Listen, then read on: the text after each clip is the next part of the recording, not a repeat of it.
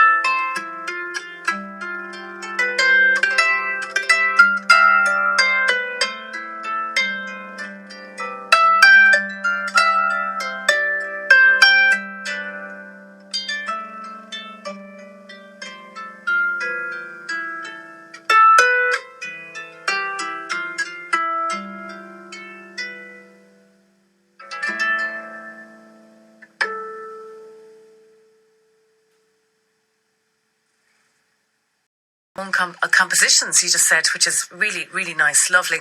I'm just going to ask you, when you're talking, to just move a little bit nearer to the microphone if you can. Not about it. Yeah, and you're going to tell us about the competition anyway that happened in Cork last Friday night, and how did it come about? How did you think about entering it yourself? Not a bother. Now, I'm notoriously long-winded, so feel free to fast forward me through the process.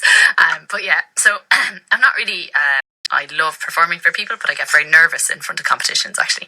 So I have done a good few, but I decided to say goodbye to them around 7 years ago. I was like, I'm not putting myself through that anymore. But I really was thinking this last summer about giving myself a couple of small artistic deadlines, and I heard about this Bunor competition run by Padre Rida, and the format really appealed to me, because what you had to do is you had to get 5 tracks of maximum 5 minutes long, put them up podcast live. And for me personally, I was just like, oh, that'd be a great artistic deadline for myself now. It would force me to get my act together and get 25 bits of music, 25 minutes of music together. Wouldn't that be great? Each of them had to be 5 minutes long. It didn't have to, but it was max 5 minutes. Okay, yeah. So I decided that would be great for me, and I managed to get that together. And I kind of conned myself into, I kind of used the competition to con myself into artistic process, to be honest. And I just wanted to do that for myself, and I didn't think that I would get into the final. But even if I did, I was like, well, it'd be good for me, because it'd make me, work on performing them, and it would get me in front of an audience again, which I love. So I didn't think past my nose, to be honest. I was just following my nose. And then I was really, really delighted and shocked and amazed, because I think back in October they announced the finalists, and I was in the 9. So I was like, oh my God, wow, okay. So I started working on perfecting them in terms of performance, and then I got the news that it would be February the 2nd, the 3rd, and I just started working towards that, and then really enjoyed practicing, actually, just loved it. And then I tried to once again con myself into not thinking it was competition. I wrote out a list of things I wanted to achieve for myself and put them in my pocket. I said, right now, your job is to go in there and tick off these list of things in your pocket, and it doesn't matter what else happens. And I went up, and in the first round you play your own choice, and in the second round the judges choose one of the remaining 4 tracks that you've submitted, and ask you to play them. So in my first, anyway, and was there any stipulation that it had to be one had to be a composition of your own or anything like that? No. Do whatever you want. It could be, so far as I'm aware, just all rooted in the Irish tradition would be the kind of general sense of it. Okay. Although there was a lovely mixture of stuff, like there was stuff from Scotland, there was stuff from other Celtic traditions, and that coloured it up and flavoured it beautifully, as it always does. So anyway, so I played my first round, and then I played my second round, and then I looked at my list and I was like, well, fair play to you, Una, you're nearly vomiting with stress, but you've ticked off the boxes in the list in your pocket, so well done to you. And I was trying to make my peace with that, and I was like, you're okay. And then they called out my name, and I'd won, and I nearly fell off the chair. And the piece you just played, Una, was that one of the pieces you played on the night? It was, yeah. Okay. And was that your choice or their choice? That was their choice, actually. Okay, they wanted to hear that one again. Lovely, which is a good thing as well. It was a new composition. And the judges, who was the judges? There was 3, and I have to say I am so honoured, because I just think the world of these 3 musicians. Lisa Kelly, who plays the harp, Alan MacDonald, who plays the pipes and pretty much everything from Scotland, and then Jimmy O'Brien Moore, who plays the pipes from Waterford, I think. Yeah, he's from Waterford. Yeah. Brilliant. So on the night as well, there was it was a harp competition and a piping competition. So they had a mixture of the 2 instruments, which was so lovely. Actually, terrible for the listener on one level, because they're the 2 hardest to tune instruments in the universe. So there was not a lot of tuning and squawking and plucking between the tracks. But that's it. It was a beautiful change of texture. You know what I mean? To have harp pipes. Whereas, they went every second one. Pretty like much, yeah, which is lovely. And there was 9 harpers in total? 9 harpers, and I think 5 pipers. Maybe 6, I can't remember. It was either 14 or 15 in the final. Okay, and we should actually mention who won the piping. We absolutely should. Yeah. Éanna Cronin from Rockhorn, Gundannimi, County Meath, won the piping and did an amazing job, played fabulous music. And did you end up playing together, the 2 of you, then, because you were both the winners? Yeah, we did. So just for 2 minutes at the end, they asked us to come together and play a tune. And of course, I was so much in shock. I was kind of and not very highly functioning at the time. But Dana just said, "Books of Ardmore." I was like, okay.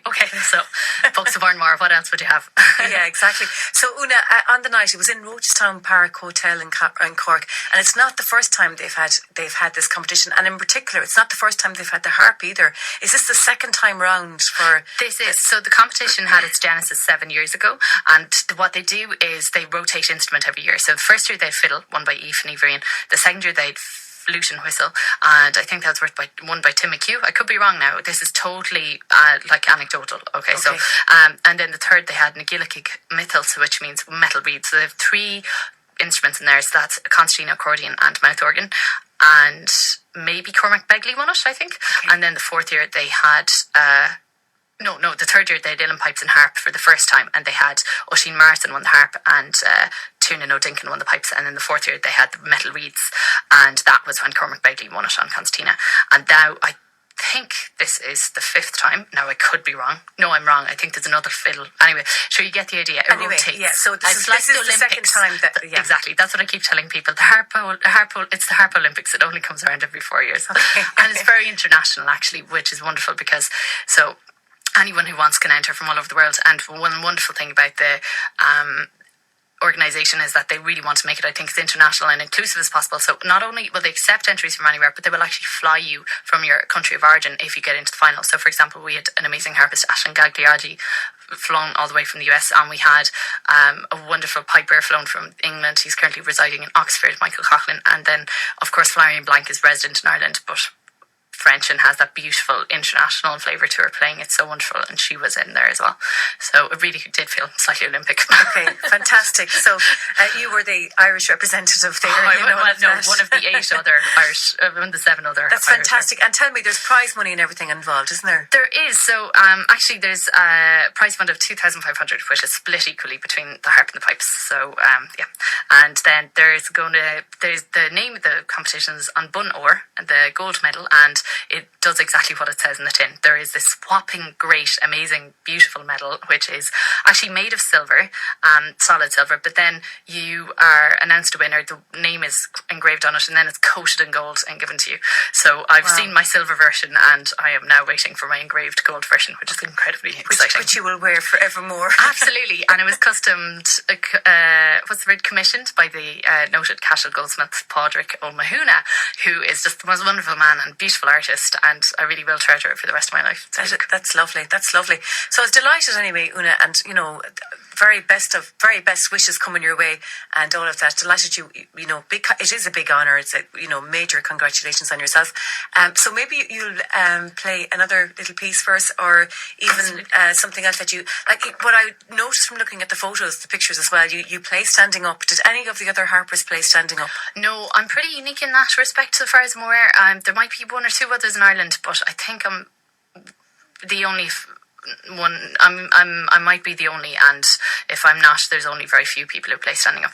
So that's because I sing as well, and I got asked to do a gig playing the harp and singing once, and I sing way better standing up, so I chose to put the harp in a box, and it worked really well. And then I realised I actually really feel comfortable that way, so I got legs custom made for the harp by this wonderful joiner, Fahy Joiners in County Galway, and love them. They gain attention wherever we go. We go. My harp legs. Okay, your new legs. So when you're playing in a session, though, you do probably take the legs off. The low legs. Yeah. No, it's only for solo gigs. Okay, for performances. Yeah, for stage. Yeah, okay, absolutely. Really, what you're saying is just for show, isn't it? No, it's because it grounds. Because it grounds me. Anybody who's ever made a phone call will know you feel a lot more confident standing up. Okay, fantastic. Listen, Una, you're going to play something else for us, and we'll leave it up to yourself, your choice. Thank you so much. I'm going to play 2 jigs. The first one is called Anton Rahad, the Rolling Wave. The second one is Farewell to Wally Range by the wonderful Manchurian candidate, the Manchester-born Michael McGoldrick. And the third is Nagar Ali Dahula, the Hansung Young Maidens by Charlie Lennon. And did you actually play these now as well on the night? Okay. These are part of my second set. Yeah. Okay, so off you go. Yeah.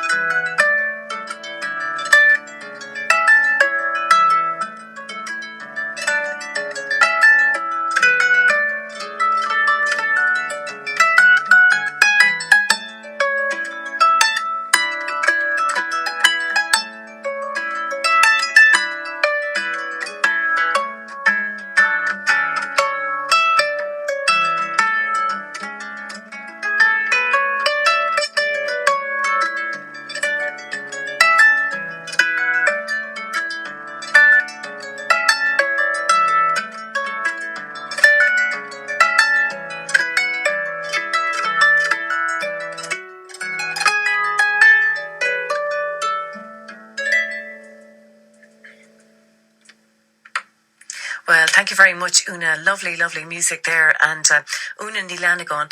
And Una won that wonderful competition last weekend. She was the winner of the Olympic medal for harp playing. So we're delighted for her. And they're lovely, lovely tunes. We're going to take a short break and we will be back with a little bit more chat and another little item of music as well from her. Today's the day. What day? The day I pick up my dream car. Oh, right. Congratulations, or whatever. Do you have the spreadsheets I was looking for earlier? It's a gorgeous red Volkswagen. Drives like a dream. That's great, but if you want to be able to afford it, I suggest you get back to work. Afford it? Sure. It's only costing me €159. €159? For a new Volkswagen? No, for a Volkswagen Classic service. Sure, my car is 4 years old. I also get a free wash and vacuum and free roadside assistance. Do you mind if I leave early to pick it up? Get that new car feeling with the Volkswagen Classic service. Now only €159. Call to your local Volkswagen service centre, Western Garages, Ennis, County Clare, 6828 505, or book online at westerngarages.ie. Terms and conditions apply. Offer applies to cars 4 years and older. Hi, Sean and Elaine Lally here from Hotel Woodstock, Ennis, the hidden gem of County Clare. Introducing our Happily Ever After all-inclusive wedding package for $39.50 with no hidden extras. We guarantee you personal attention from the time you book your wedding with us to the time you leave the hotel to begin your life as a married couple. Call me, Elaine, on 065 6899 800. Visit Sky Court Shannontown Saturday, February the 11th from 12 to 4 p.m. for our Valentine's Love Zone. Enjoy traditional sweets, a romantic selfie mirror, and lots of free love-themed fun. Be in with a chance to win a €300 prize for two at Bunratty Castle Hotel. Check Sky Court Shannon Facebook for more details. No one likes to think about their own funeral, but a funeral can leave unexpected costs behind. With a little preparation, you can forget those worries. Post Insurance offers an easy-to-arrange over-50s funeral insurance plan for those aged between 50 and 75 resident in the Republic of Ireland. Fixed premiums, no medical required. Call 1-890 22 22 22. That's 1-890 22 22 22. Total premiums paid over policy term may exceed death benefit. Full life benefit payable after 2 years. Acceptance criteria, terms and conditions apply. One Direct Ireland Limited Trading Post Insurance is regulated by the Central Bank of Ireland. Post Insurance is a wholly owned subsidiary of Post. Over 50s funeral plan is underwritten by New Ireland Insurance Company plc. This is Darren Hayes from Westling Cars, Tuam Road, Galway, proud sponsors of the West Wind on Clare FM. WestlingCars.ie. The West Wind on Clare FM. At the heart of it. And you're very welcome back to the programme and enjoying listening to the music here of Una Nílanagon, who is this year's harper of for the next 4 years, I suppose, really. So, Una, you do lots of teaching as well, don't you? I know that teaching is very important to you as well. Absolutely, yeah. I'm really passionate about music education. So I teach in a number of different guises. So the first is I'm a harp teacher, and I actually am a Suzuki harp teacher, which means that I specialise in teaching little kids, not motorbikes, as some people often think, which is the rational thing to think, really. But yeah, Suzuki is a wonderful pedagogical method that came from Japan in the 1940s, and they adapted to lots of different instruments, and I got really interested in it. So I went and I trained abroad in that. I trained in America and Canada and Italy, and I am lucky enough to be one of the people who started Thrive Music School, and we started out with 4 teachers and bit over 60 students, and now we have over 29 staff from all over the world, and we have over 400 students, and our orchestra are playing in the National Concert Hall next week, and our harp students are playing in the Albert Hall, and we've just done And how many harp students do you have yourself? I've over 50, and just last summer, we started our second harp teacher, Maeve. So we are so lucky to have her, and the harp department is going from strength to strength. Fantastic. And who taught you the harp, Una? Kathleen Nugnan, who is possibly one of the nicest people in the universe. Very lucky. When I started the harp when I was 11, was a very hormonal teenager. I'm pretty sure that around half the time I went in and just cried on her, and she just patted me gently and was like, there. And by the way, we'd better teach you some musicality. Yeah, so Kathleen Nugnan was just the most patient, wonderful woman, and an incredible musician herself with real interest in Baroque music. So imparted that love to me. Okay, lovely. So, Una, onwards and upwards, I suppose now this is a great platform for you as well, and a great way of generating, I suppose, more students too, because you seem to have boundless energy for teaching. Well, I really am passionate about it. I suppose, like, actually one thing that I've been looking at doing for years now, and hopefully this will be one of the things that kicks me into starting it, is I for years had a waiting list, still do, and I would love to be able to access more people. And one of the things I've been experimenting with is teaching online and teaching using video. So, for example, I have one student in Brussels, Ben, and I have one student in the Iron Islands, Anu, and that seems to be working a lot better than I would have imagined. I took them originally just because of logistical constraints. I still think the best way to teach somebody is if you're physically in the room with them. But unfortunately, there's a lot of people who live in places that are very isolated or where there isn't a harp teacher, and I would love there to be some way of reaching them. So I have the harpteacher.com in mind, and hopefully keep an eye out for that. I'd love to develop that and bring my teaching to a wider audience. That's my dream. Okay. And you mentioned earlier on that you sing as well. I do, yeah. And I suppose we couldn't let you go without mentioning that, you know, you were related to Sarah and Rita Kane. Yeah. So, grandaunts, are they they're my grandaunts, yeah. So Sarah and Rita were the sisters of my lovely grandmother, Nora. So, an amazing duo and a huge influence on me, really, both personally and musically. Yeah. I did, after I did university, I did a degree in a short course in radio, and for my final project I did a radio program on them, actually. Okay. And it was a beautifully inspiring thing to do. They were really cool. Okay, brilliant. So, Una, it's been lovely talking to you, and we could actually talk for much longer. Things are happening, and the universe is out there, you know, all sorts of things. It's not the universe, it's the universe.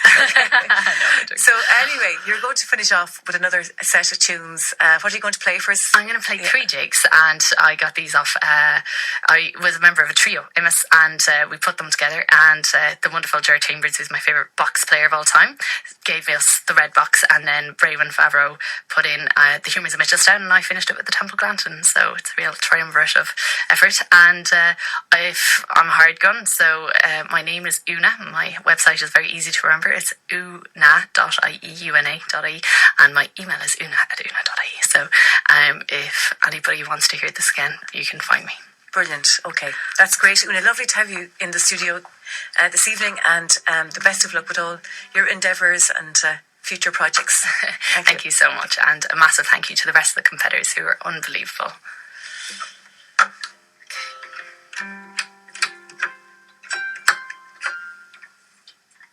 So lots of tuning up here before you get going again, so off you go.